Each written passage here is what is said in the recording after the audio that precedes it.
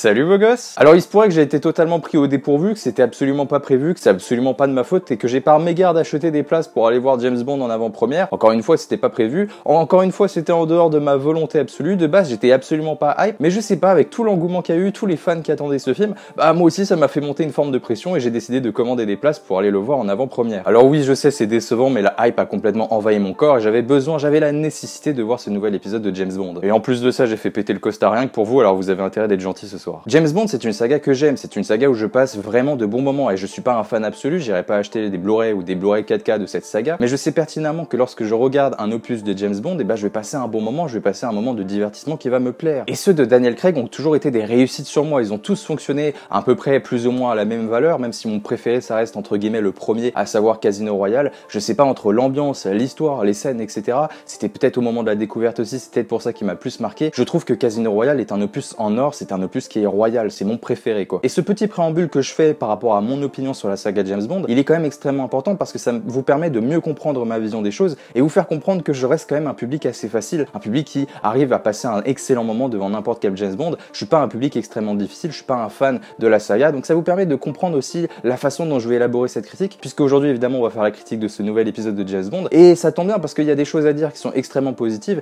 mais j'ai aussi peut-être quelques critiques, et je sais pas si vous serez d'accord avec moi, et c'est ça qui va être très intéressant à développer dans les commentaires. Alors est-ce que vous êtes prêts? Je sais qu'il y en a qui l'attendent depuis longtemps, vu qu'il a été décalé de maintes et maintes fois, mais c'est aujourd'hui le bon jour, c'est aujourd'hui le moment de parler de ce nouvel épisode de James Bond, à savoir No Time to Die. C'est parti pour la critique du jour. No Time to Die nous plonge rapidement au cœur de l'action en sortant notre héroïque James Bond de la retraite pour le faire revenir face à l'une des menaces les plus puissantes qu'il ait jamais affrontées, le personnage de Safin. Safin est un antagoniste charismatique, mystérieux, qui nous plonge dans une aventure à la fois nouvelle, sans oublier de créer des liens avec les précédents opus. Et pour être honnête avec vous dès le début, c'est sans doute l'un des James Bond qui m'a le mieux intégré au niveau de son histoire, c'est sans doute l'une des histoires qui m'a le plus plu en fin de compte. Tout simplement parce que nous avons affaire à quelque chose de mystérieux avec une intrigue qui est extrêmement bien ficelée, on est en quête de réponse en quelque sorte en tant que spectateur, ce qui crée un sentiment d'attente, ce qui crée un sentiment aussi où on est beaucoup mieux intégré et en quête de réponse donc. Et si tu réussis à faire en sorte que tes spectateurs ils soient silencieux, qu'ils soient les yeux rivés sur l'écran et qu'en même temps ils ont la bouche ouverte par rapport à tous les éléments qui vont avoir des réponses, bah t'as gagné 90% de ton audience, t'as gagné principalement ton film, c'est une profonde réussite. Et je pense véritablement que le point fort de ce nouveau James Bond c'est son histoire, en tout cas je l'ai trouvé bien mieux construite qu'auparavant. Alors évidemment on retrouve le personnage de James Bond qui vraiment donne le cœur à l'ensemble, mais en même temps on retrouve un antagoniste qui est extrêmement charismatique, qui fait fonctionner l'ensemble du récit et qui surtout, et je dirais même, et j'ai pas peur de le dire, surpasse même James Bond à certains moments. En tout cas au niveau de l'intégration des spectateurs, on est vraiment à fond aussi par rapport à cet antagoniste qui est très important. Parce que oui, avec les précédents opus, on a eu le temps de découvrir ce James Bond de Daniel Craig, on a même eu le temps de plonger dans son passé, dans certains opus, et vraiment de se concentrer sur la psychologie et l'histoire du personnage. Ce qui fait que dans celui-là, on n'a plus besoin de développer cette intrigue, on n'a plus besoin de développer en quelque sorte le personnage. Tes spectateurs le connaissent, ils l'aiment, dans tous les cas, ils l'aimeront jusqu'à la fin. Et donc c'est pour ça que je pense qu'en quelque sorte, il se fait voler la vedette par son antagoniste, en tout cas c'est ce que j'ai ressenti. Il en survient une histoire qui est extrêmement plaisante à suivre, profondément riche, avec par moments des éléments complexes qui saupoudrent le tout. C'est l'avantage de 007, c'est que cela reste un profond blockbuster, mais un blockbuster qui subit une écriture bien plus intelligente que la moyenne. Mais en fin de compte, ce qui m'a le plus plu au sein du film, c'est vraiment sa mise en scène, ses scènes d'action, et là je peux vous le dire, et je peux vous le garantir, et je suis absolument sûr de moi, c'est qu'on est vraiment dans le haut du panier, on est dans ce qui se fait le mieux au cinéma aujourd'hui. Et je tiens à dire que l'équipe technique qui a réalisé l'ensemble de ces cascades, l'ensemble de ces chorégraphies d'action qui sont profondément jouissives,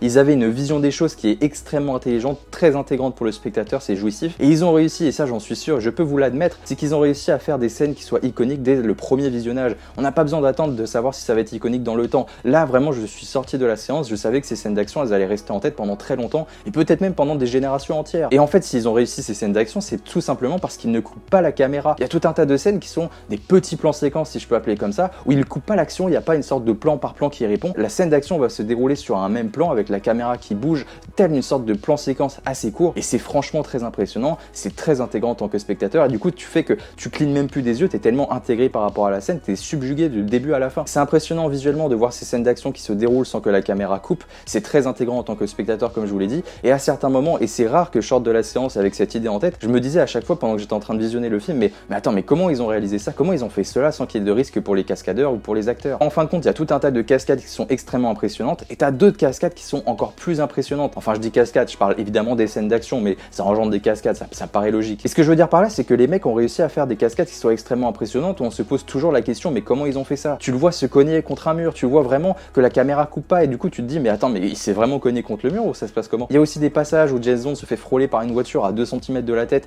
et la caméra coupe pas, c'est vraiment une sorte de mini plan séquence, c'est absolument dingue, absolument très intégrant en tant que spectateur, c'est jouissif et c'est tout ce que j'avais envie de voir pour un film James Bond. Et du coup ce James Bond me prouve que la magie du cinéma existe encore, la magie de savoir comment ils ont fait ça, que ça paraisse totalement surréaliste, au point que ça paraisse réel, tellement que c'est intégrant en tant que spectateur. Et est-ce que justement c'est pas ce que doit procurer le cinéma? Est-ce que c'est pas seulement la simple définition du cinéma, procurer de la magie au spectateur? En tout cas c'est ce que ce nouvel épisode de James Bond me fait ressentir. Donc c'est quand même un énorme point, parce que je crois que j'ai jamais dit ça dans une critique sur un quelconque film de cette chaîne YouTube. Et vraiment je mets un point d'honneur sur ces scènes d'action qui sont profondément réussies, tout simplement parce qu'à certains moments le film développe son histoire, développe des dialogues qui sont pas franchement très intéressants, qui servent pas vraiment. On a un peu cette sensation de remplissage, mais je vais développer cette idée là par la suite, parce que comme je vous l'ai dit, il y a quand même des points négatifs qui en ressortent, en tout cas moi en tant que spectateur. Et du coup j'ai vraiment pris ces scènes d'action comme des formes de récompense, comme des sortes de bouchées d'air frais qui font extrêmement du bien. Vraiment en tant que spectateur me donne le sourire, qui me donne la patate, c'est tout ce que j'avais envie de voir. Et surtout c'est des scènes qui sont encore moins subtiles que dans les précédents opus, là où tu avais quand même une certaine cohérence par rapport au récit. Là on a presque un côté beaucoup plus bourrin, beaucoup plus agressif, qui fait du bien à voir, surtout dans un James Bond, parce que je rappelle, James Bond ça reste quand même quelque chose qui est grand public, et donc ces scènes d'action me rappellent qu'on est quand même face à un gros blockbuster qui parfois aime bien aller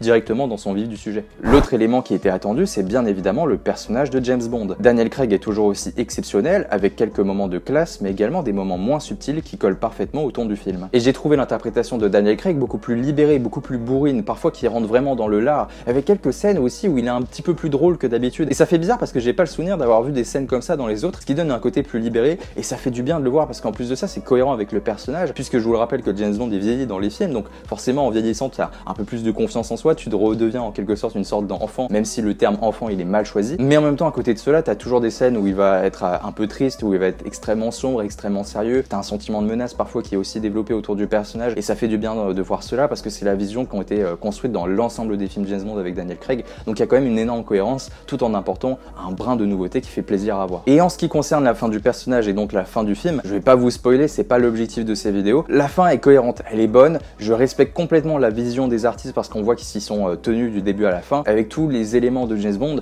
tout cela t'amène à cette fin et c'est même plutôt cohérent dans l'ensemble et cohérent par rapport au personnage. C'est ça que je veux dire en fin de compte. Mais c'est peut-être là l'une de mes premières grosses critiques du film, c'est que oui, c'est cohérent, mais ça manque peut-être d'une petite touche de folie, d'une petite touche de surprise encore plus grande, vraiment une sorte de cerise sur le gâteau qui aurait donné une sorte d'explosion au personnage. J'aurais aimé que cette petite cerise soit peut-être, en fin de compte, qu'elle prenne plus de risques. C'est ça vraiment l'intérêt du film, c'est que j'aurais aimé que ça prenne plus de risques, que ça aille plus loin et que ça dénote avec un côté plus blockbusterien de James Bond, même si encore une fois le terme blockbuster il est mal choisi. On reste quand même dans le haut du panier, on reste dans des films qui sont extrêmement bons. Ça, il faut quand même le mettre dessus. Mais je pense sincèrement que cette fin conviendra au plus grand nombre et c'est peut-être ça aussi le plus important. Donc j'ai hâte de voir aussi ce que les gens en pensent en fin de compte de cette fin. Et c'est ça aussi qui va être très intéressant et dont j'ai eu conscience en sortant du film, c'est que j'ai hâte d'aller voir sur les forums les avis des gens parce que ça va être absolument incroyable. Tout le monde va avoir un avis différent sur cette fin et elle est extrêmement importante. En revanche, et plus que jamais, ce nouvel épisode de James Bond utilise pour son récit tout un tas de personnages. Des personnages secondaires qui servent parfois au récit et donc à l'aventure principale, le problème étant qu'ils n'ont pas la carrure de James Bond. Parce que oui, le film est une profonde réussite, c'est un film qui conviendra au plus grand nombre, à la fois ceux qui aiment les blockbusters plus travaillés qui font partie du haut du panier, à la fois ceux qui sont grand public et qui aiment à peu près tous les films, et aussi la grosse masse qui regarde que des Marvel à longueur de l'année. Tout le monde va passer un bon moment et c'est un gros point fort du film, c'est qu'il peut convenir au plus grand nombre, aussi bien on va dire à l'élite du cinéma que à l'autre partie un peu moins élitiste qui est extrêmement facile au niveau des longs métrages et au niveau du cinéma. Mais il y a un truc que je peux pas m'empêcher de me dire, c'est que le film aurait été tellement incroyable et j'ose dire parfait, ça aurait été peut-être l'une des critiques les plus élogieuses que j'aurais fait sur cette chaîne. Il aurait été parfait s'il avait laissé les personnages secondaires un peu plus loin, qu'il les avait pas mis au plein cœur du film, au plein cœur du récit, parce que le film développe tout un tas de personnages secondaires et de nouveaux personnages qui n'ont jamais fait partie de la saga, enfin des anciens films plutôt. Et ces nouveaux personnages, ils sont mis au cœur du récit, ils sont mis au cœur des scènes, presque parfois au même niveau que James Bond, et ça me dérange parce qu'ils ont pas le bagage. Pour un dernier film, je suis désolé, mais les gars, fallait pas les mettre autant en avant, ça sert à rien. Et je comprends pas cette manie de développer de nouveaux personnages et de les mettre au plein cœur du récit, surtout qu'ils sont inutiles. Encore une fois, ils auraient été plus charismatiques, ils auraient apporté quelque chose de nouveau, un vent de fraîcheur en fin de compte. Et ben moi j'aurais rien dit, j'aurais dit que c'était trop bien. Mais là on développe des personnages secondaires qui manquent de bagage, qui manquent de charisme. On dirait qu'on les a mis là juste pour les mettre là et pour faire beau et pour apporter une sorte de brin de liberté ou plutôt de nouveauté que moi personnellement j'aime pas du tout parce que voilà, ils manquent de bagage, ils manquent de charisme. Et pourquoi tu les mets autant devant la caméra et pourquoi tu leur donnes autant d'importance sur des scènes qui sont parfois extrêmement extrêmement longue. Et le pire, c'est qu'il y a tout un tas d'anciens personnages qui reviennent, mais qui occupent pas une place importante dans l'écran, alors qu'ils sont quand même beaucoup plus charismatiques que ces nouveaux personnages. Et en fin de compte, c'est que avec le film, quand tu sors de la séance et que tu connais à peu près le destin de tous les personnages, bah, les nouveaux personnages qui sont là, en fin de compte, tu te rends compte que s'ils meurent durant le récit ou que s'ils restent en vie, bah, en fait, t'en as rien à faire. Sauf que le film les met considérablement en avant, il oublie presque à certains moments James Bond, alors que, les gars, moi je suis venu voir James Bond, je suis venu voir Daniel Craig, j'en ai rien à faire de nouveaux protagonistes. Et je pense notamment aux nouvelles agentes qui sont cool, elles ont à peu près du charisme, mais je sais pas, elles manquent de bagages, elles sont parfois extrêmement bourrines juste pour être bourrines, pour apporter des scènes d'action qui sortent entre guillemets du lot. Elles sont sexy, etc. et tout ce qui va avec, mais je sais pas, à part faire rire parfois le spectateur, bah, en fin de compte, tu te rends compte qu'elles servent pas à grand chose, c'est pas des personnages qui sont suffisamment développés et tu les mets extrêmement en avant. Bah, mais film, mais tu te fous de ma gueule. C'est le dernier James Bond avec Daniel Craig, mettez-le en avant, il y a que lui qu'on devrait voir, il y a que lui qu'on devrait voir du début à la fin, et même j'aurais aimé que ça soit une sorte de chasse à l'homme tout seul, qu'il soit complètement isolé, complètement perdu, qu'on le mette vraiment au dépourvu, ça aurait été extraordinaire, que ce soit vraiment quelque chose de plus viscéral, quelque chose de plus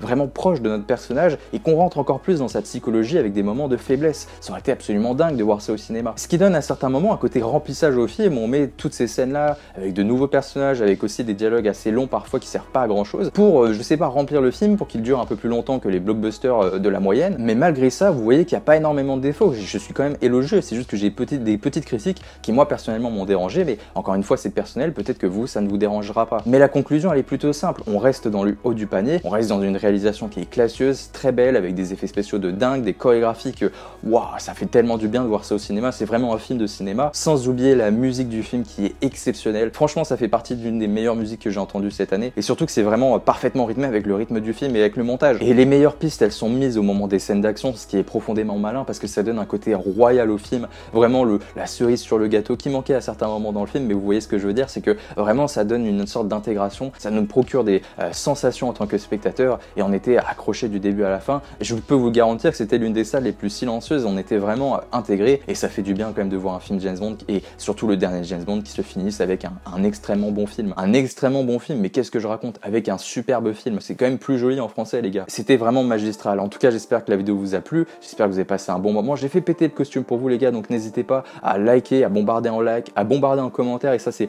je vous demande toujours ça, c'est que j'ai envie de discuter avec vous, de voir vos avis, peut-être que vous allez voir des trucs que je n'ai pas vus, des trucs que je n'ai pas compris, vous allez peut-être même me donner une sorte d'autre vision au film, et ça c'est important, le dialogue, le débat, et toujours dans la politesse. N'hésitez pas également à partager la vidéo, à vous abonner si ce n'est pas encore fait, à activer la cloche si tu veux que je m'inculque dans ta petite vie privée, que tu reçoives une petite notification avec ma photo et que je te fasse « Hey coucou, viens cliquer sur ma vidéo là !» Eh on rigole parce que ça fait du bien. En tout cas je vous fais de gros bisous, prenez soin de vous, allez au cinéma, mouah, ciao bene les gars.